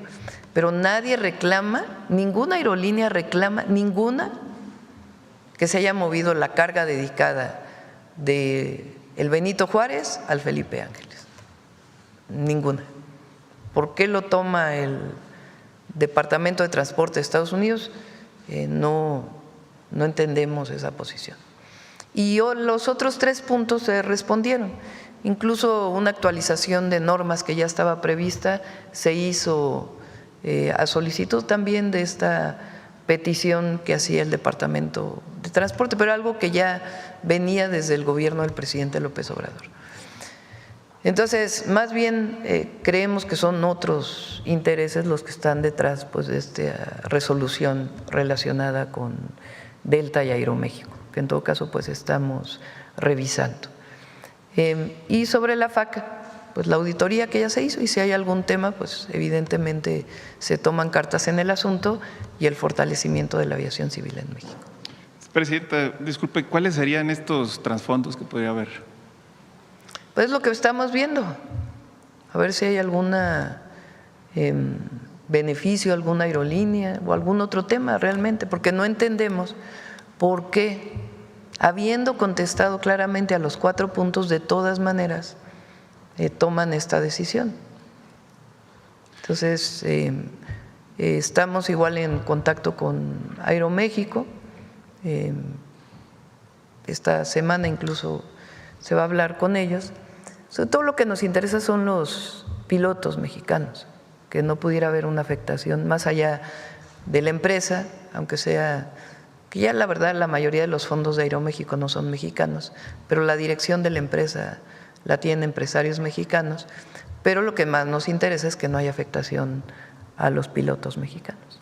Presidenta, gracias. Y en temas internacionales, las políticas del gobierno de Estados Unidos pues han censurado de cierta manera, así lo dan a conocer medios internacionales, incluso medios de Estados Unidos, sobre el tema de personajes que están en contra de la opinión del propio presidente o del gobierno del presidente Donald Trump. Y en este sentido, pues ¿qué opinión podría tener al respecto pues, de cierre de algunos programas que pues critican al gobierno de la actual administración estadounidense y pues también a presentadores de noticias, que claramente para nosotros es una censura y pues ¿qué podría darte opinión? Nuestra opinión siempre aquí y en el mundo entero es la libertad de expresión, siempre. Hasta ahí. Gracias, Presidenta. En otro tema, la explosión de Iztapalapa, pues se ha generado por parte de la jefa de gobierno una comisión de solidaridad. Esto lo ven como posiblemente en redes sociales y en algunos comentarios como si no hubiera un apoyo total en cuanto al gobierno federal, en cuanto al gobierno de la Ciudad de México, que están pidiendo el apoyo de la ciudadanía para poder solidarizarse y dar un apoyo económico. ¿Esto a qué se debe? Por la falta... Fue un llamado que hizo la alcaldía Iztapalapa en algún momento. No, ni siquiera fue la jefa de gobierno. No, la actuación del gobierno de la ciudad en este caso ha sido extraordinaria. Una atención desde el primer momento a los heridos, a las familias de personas fallecidas. Tengo entendido que tienen personas del gobierno de la ciudad dedicadas a cada familia para poderlas apoyar, apoyo económico y de otro tipo, y al mismo tiempo también la Fiscalía de la Ciudad de México también ha hecho un muy buen trabajo. De inmediato dieron su dictamen de cuáles fueron las razones o las presuntas razones de este lamentabilísimo accidente.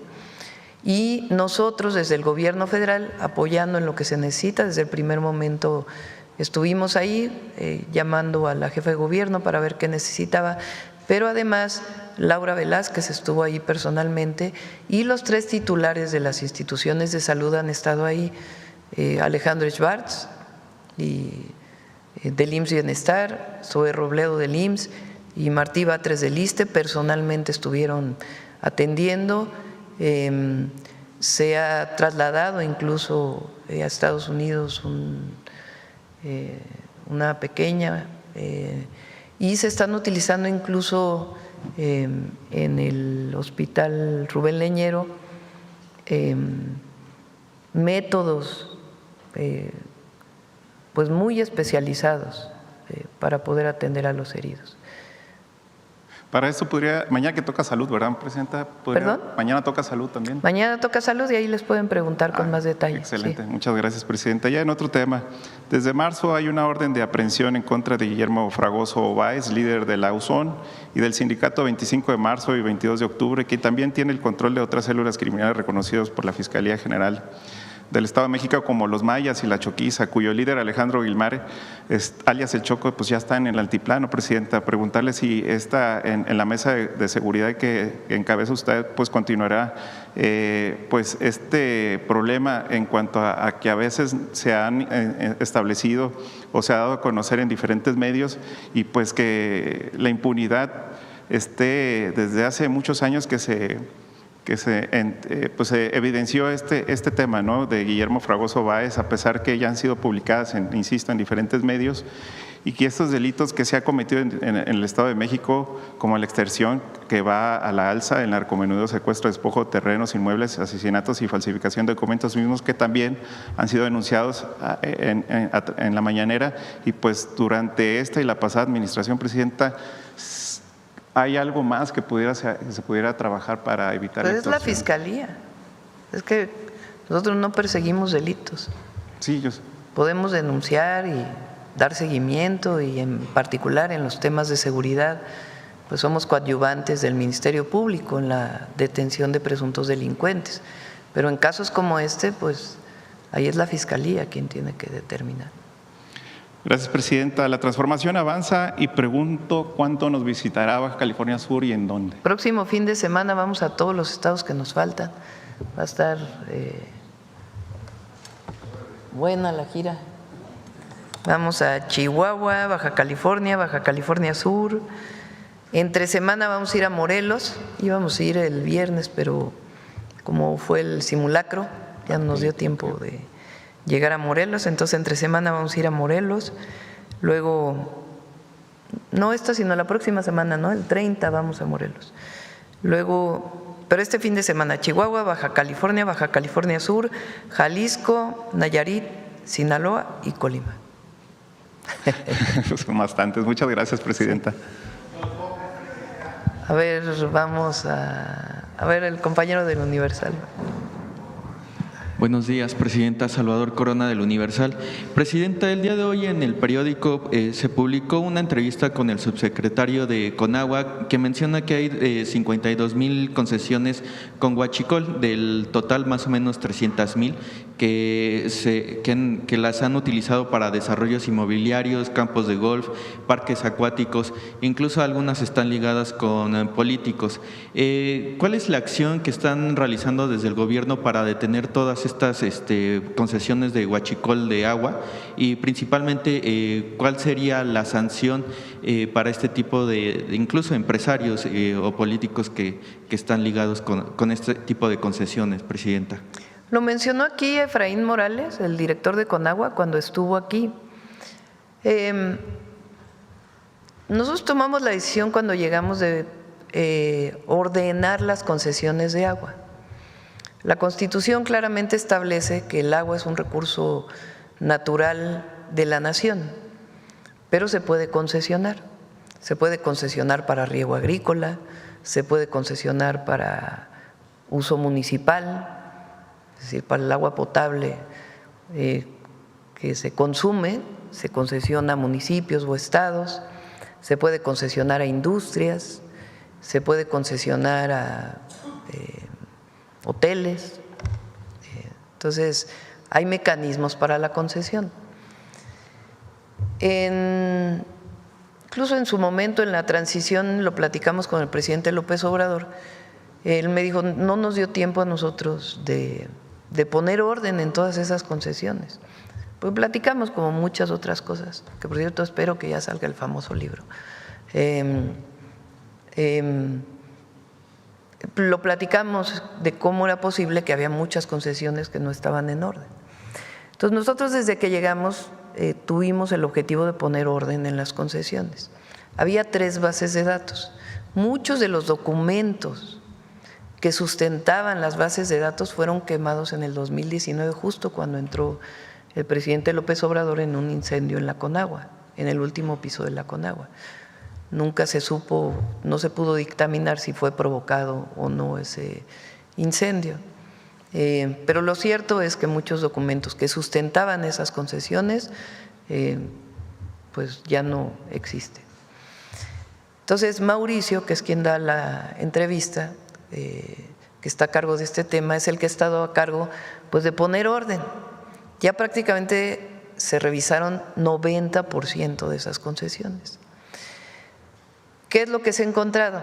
En algunos casos, por ejemplo, había concesiones para riego agrícola. El riego agrícola no paga derechos, desde siempre ha sido así. Para concesionar agua, incluso por ejemplo la Ciudad de México, que recibe agua del Cutzamala, paga muchísimo de agua en bloque.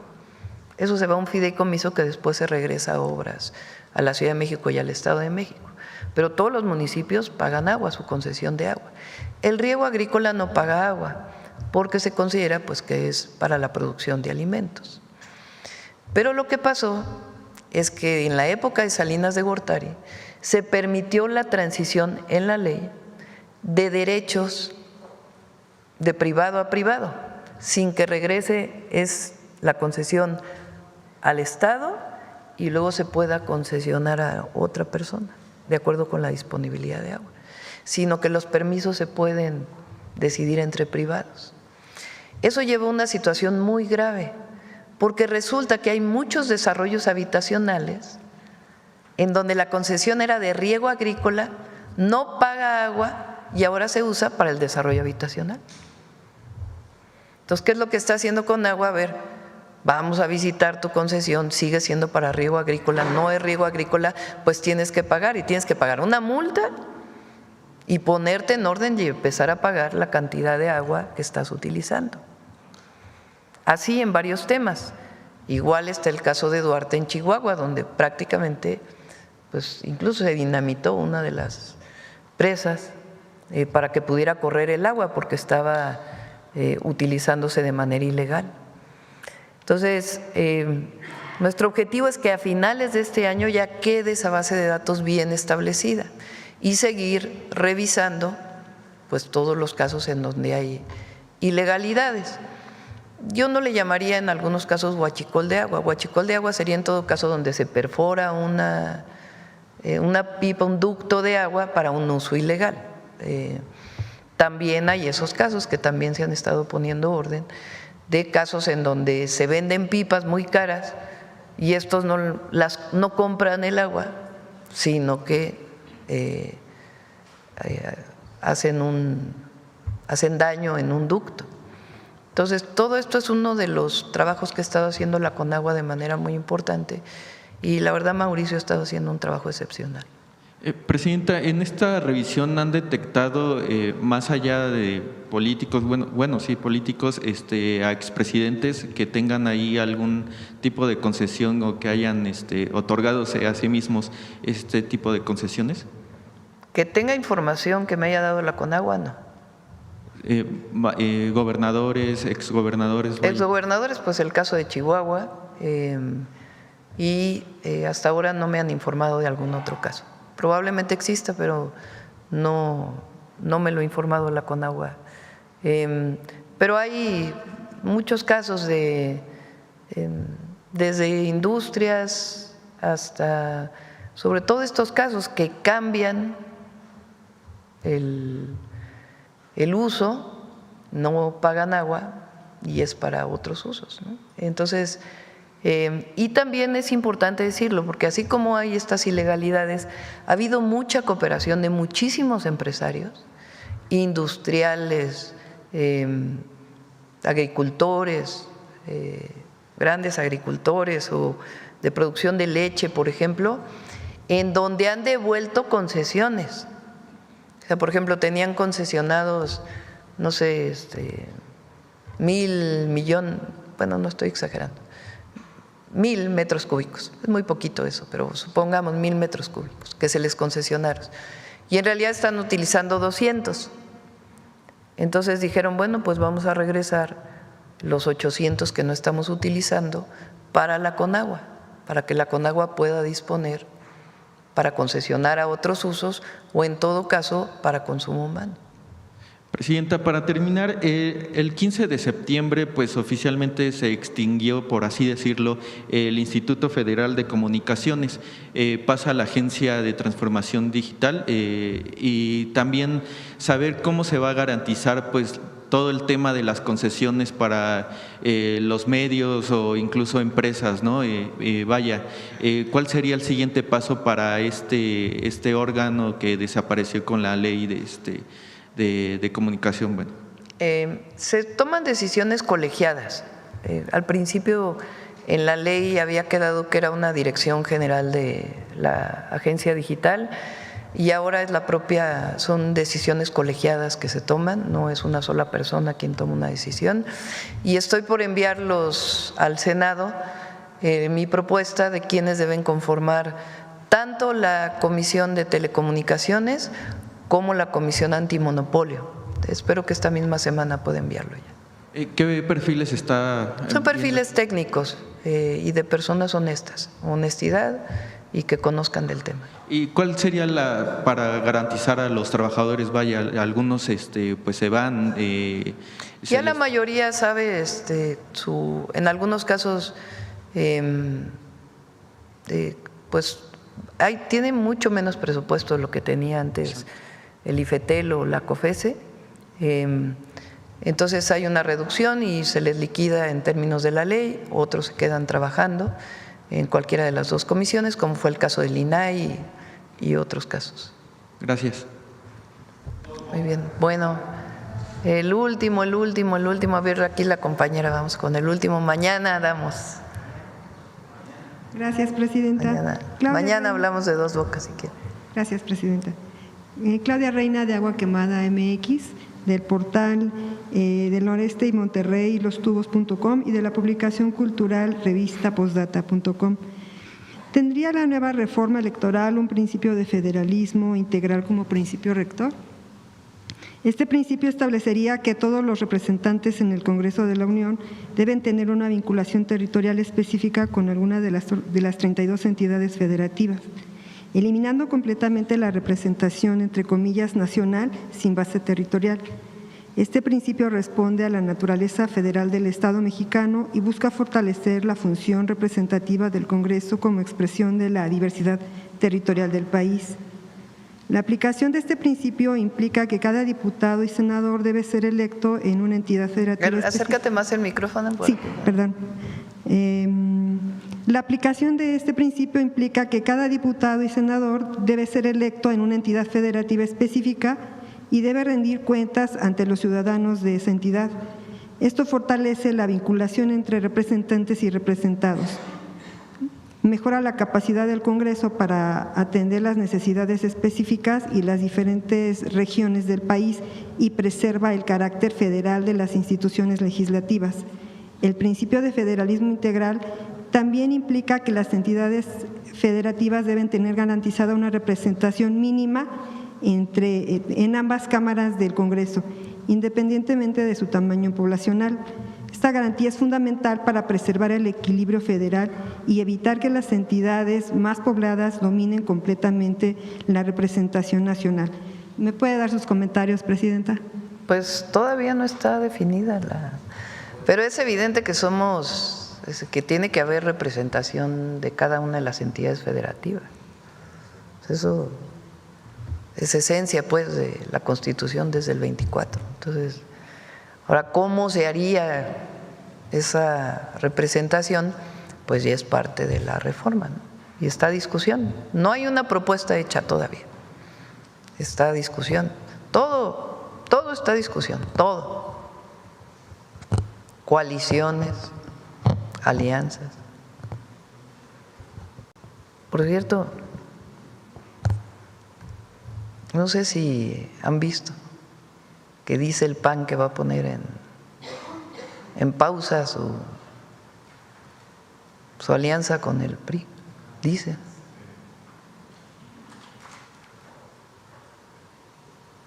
Dicen por ahí también que más bien van a recuperar su alianza del 2018.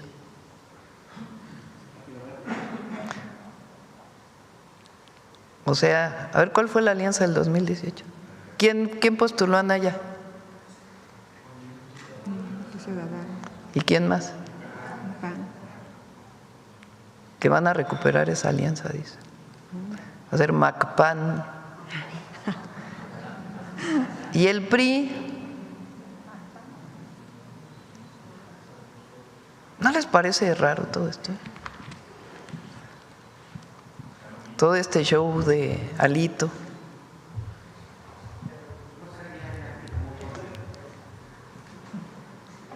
No, imagínense el cártel inmobiliario.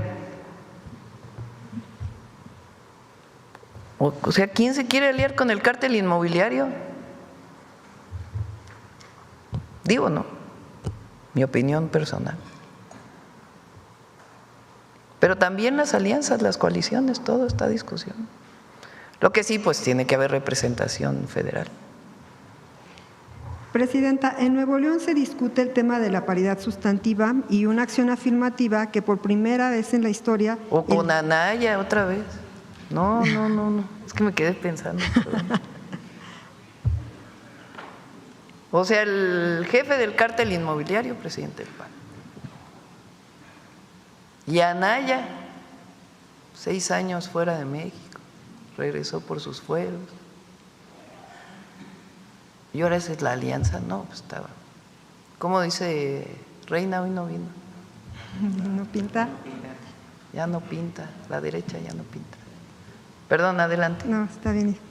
En Nuevo León se discute el tema de la paridad sustantiva y una acción afirmativa que por primera vez en la historia el Estado cuente con una gobernadora y una alcaldesa frente de 16 alcaldías, impulsado por el PRIAN y el periódico El Norte de Grupo Reforma.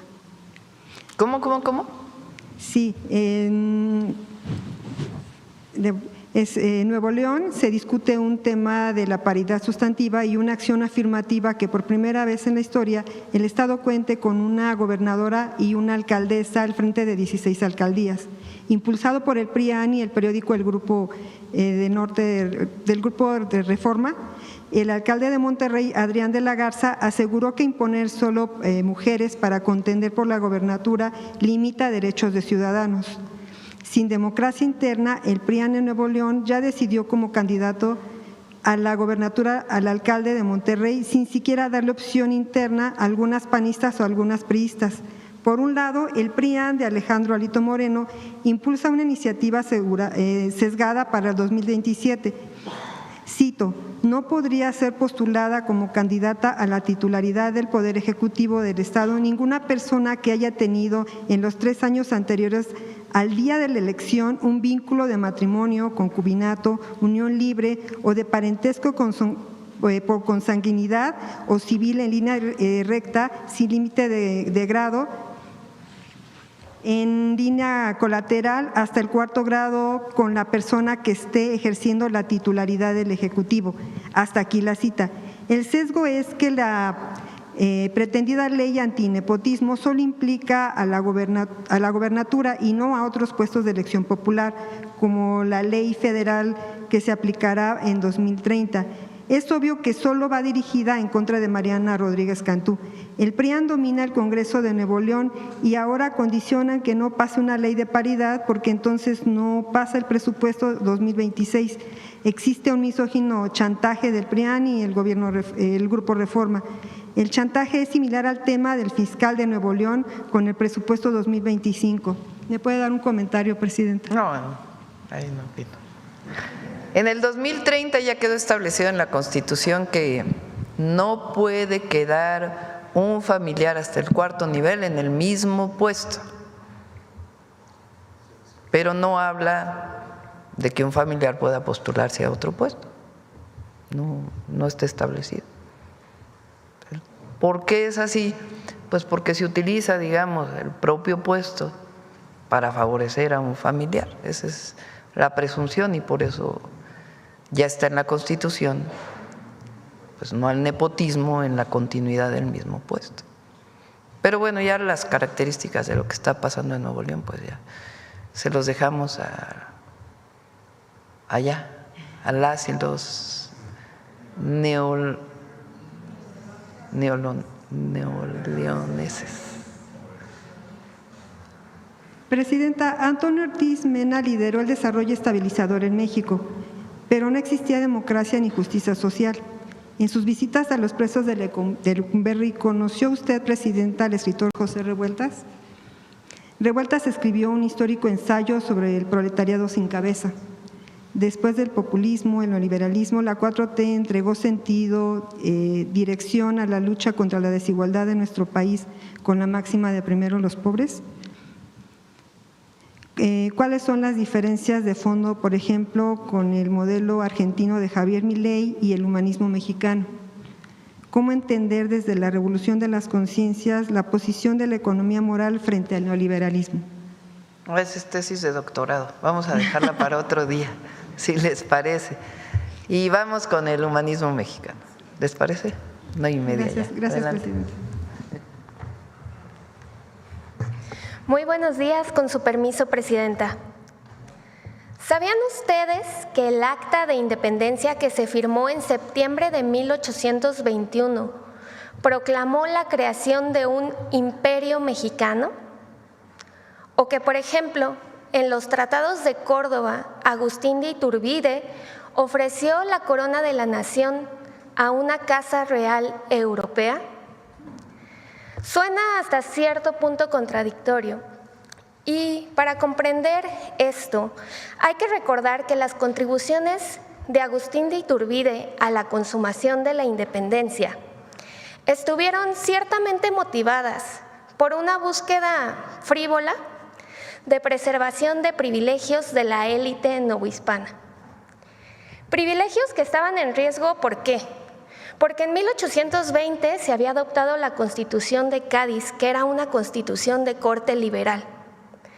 Entonces, para ahora sí lograr la independencia y a la vez apaciguar el movimiento insurgente que, recordemos, llevaba ya 11 años de lucha, Iturbide se acercó a Vicente Guerrero y lo intentó convencer de que la nación mexicana solo necesitaba 3 cosas para ser libre: religión, unión e independencia.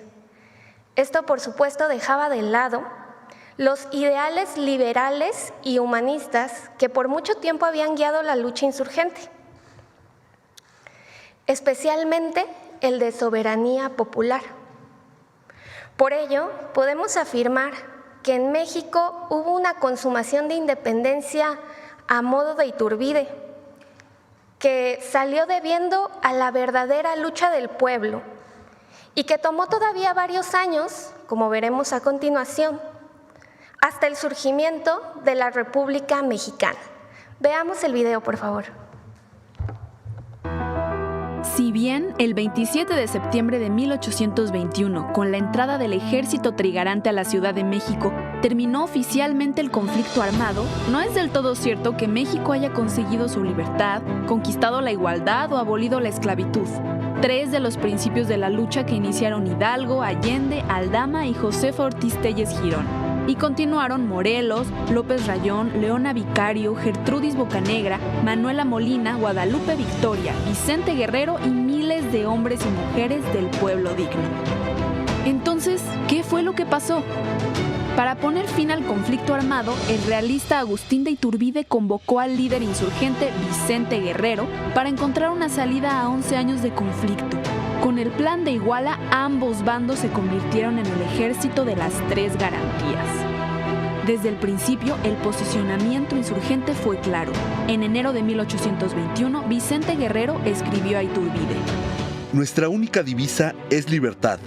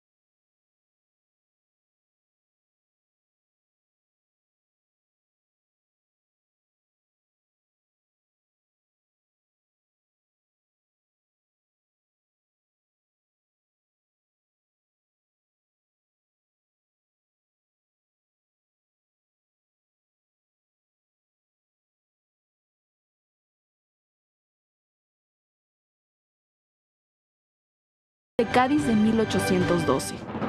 Los españoles y criollos en México temían su aplicación aquí. Así, Iturbide traiciona a los insurgentes, pues nunca dejó de ser realista. El 28 de septiembre, un día después de la entrada del ejército de las Tres Garantías, la Junta Provisional Gubernativa, sin la participación de ninguno de los insurgentes, emitió el Acta de Independencia del Imperio Mexicano, firmada por los miembros de esa junta y por el Consejo de la Regencia, encabezado por Agustín de Iturbide. Ante la negativa de los Borbones a aceptar los tratados de Córdoba, inició el verdadero plan de Iturbide. El sargento mayor Pío Marcha se levantó en armas para que Agustín fuera proclamado como primer emperador de México. Los insurgentes no lo permitirían. La lucha por la libertad no podía terminar con la instauración de un monarca. Josefa Ortiz convocó a otros fieles a la causa independentista como Guerrero, Guadalupe Victoria y Nicolás Bravo. Los insurgentes derrocaron al autoproclamado emperador en 1823 y convocaron a un Congreso Constituyente que proclamó el Acta Constitutiva de la Nación Mexicana el 31 de enero de 1824. Y el 4 de octubre de ese mismo año se promulgaría la Constitución Federal de los Estados Unidos Mexicanos.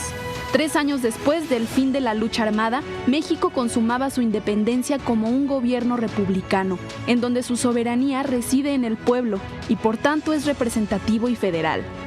Así se logró la primera transformación de la vida pública nacional, base del humanismo mexicano que defiende y festeja una patria libre y soberana.